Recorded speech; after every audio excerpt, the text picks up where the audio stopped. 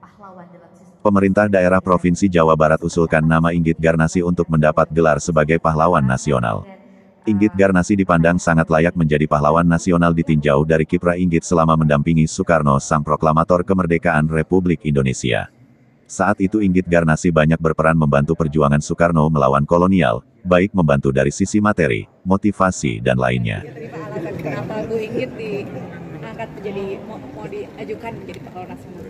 Oke, jadi kalau Bu Inggit tadi akan diangkat menjadi pahlawan nasional, tentunya pertama, ya baik. Jadi pengusulan Bu Inggit tadi saya sampaikan bahwa beliau diangkat menjadi pahlawan nasional. Pertama itu memang karena beliau pernah diusulkan pada 2008 dan 2012, dan kemudian pada tahun 2023 ini muncul harapan kembali untuk diusulkan, langsung berasal dari Ibu Megawati Soekarno Putri.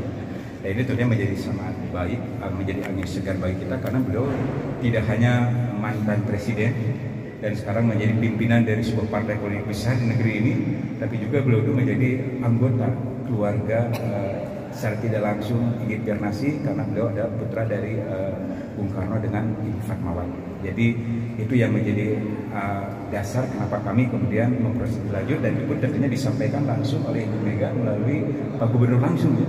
Dan Pak Gubernur tentunya menugaskan TP2GD untuk memproses lebih lanjut, dan sekarang TP2GD sesuai dengan tugas fungsinya kita memproses pengusulan PUT melalui kajian dan penelitian, dan kembali bahwa kami melakukannya tadi saya katakan dalam bahasa proklamasi itu dalam waktu yang sesingkat-singkatnya, karena biasanya proses pengusulan itu setidaknya 6 bulan itu baru harus diproses.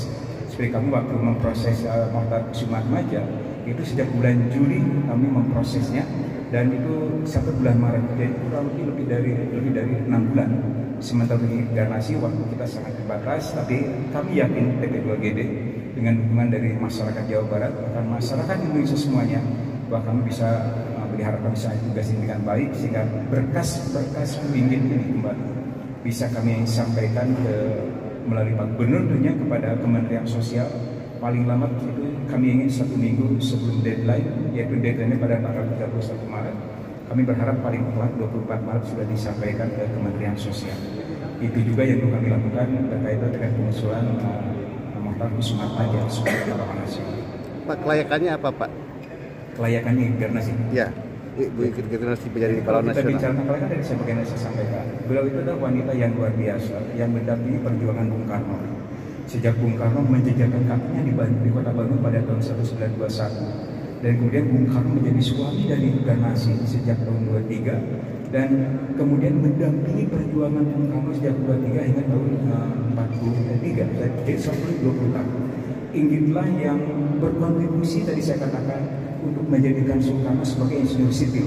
Soekarno itu lulus dari ITB pada tahun 1926, dan kontribusi Inggit amat sangat luar biasa sekali.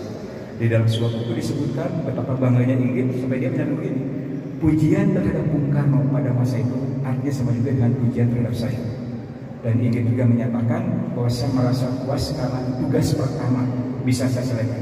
Dan ini juga sudah memperlihatkan bahwa saya bukan wanita biasa, tapi saya adalah wanita yang luar biasa karena telah berhasil menghantarkan Bung Karno menjadi seorang insinyur sipil. Dan kemudian ini juga berkontribusi dalam perjuangan Bung Karno, termasuk pada saat Bung Karno mendirikan dari Jakarta Perserikatan Nasional Indonesia, sebuah partai politik besar yang menggunakan segi pergerakan non kooperatif didirikan oleh Bung Karno pada 1927 tepatnya 4 Juli. Dan kontribusi itu sangat luar biasa, terutama dalam rapat-rapat pembentukan. Inggitlah yang selalu menciptakan suasana yang tadinya panas menjadi suasana yang kondusif. Karena dia seorang wanita kan, dia pada rapat, dia kemudian bagaimana menjadikan agar diskusi-diskusi itu bisa berjalan dengan konstruktif, tidak emosional. Dan Inggitlah berhasil membangun itu semua. Dan tentunya Inggit juga selalu mendampingi Bung Karno setiap perjuangan Bung Karno. Baik pada Bung Karno hadir sebelum dia mendirikan TNI, dan selalu berkeliling di seluruh berbagai tempat, termasuk di Jawa Barat. Maka juga kan waktu masih ingat barangkali teman-teman, dalam perspektif Bung Karno melahirkan sebuah konsep ideologi baru yaitu dengan marxisme. Itu juga pada Bung Karno menjadi bagian atau menjadi istrinya Bung Karno.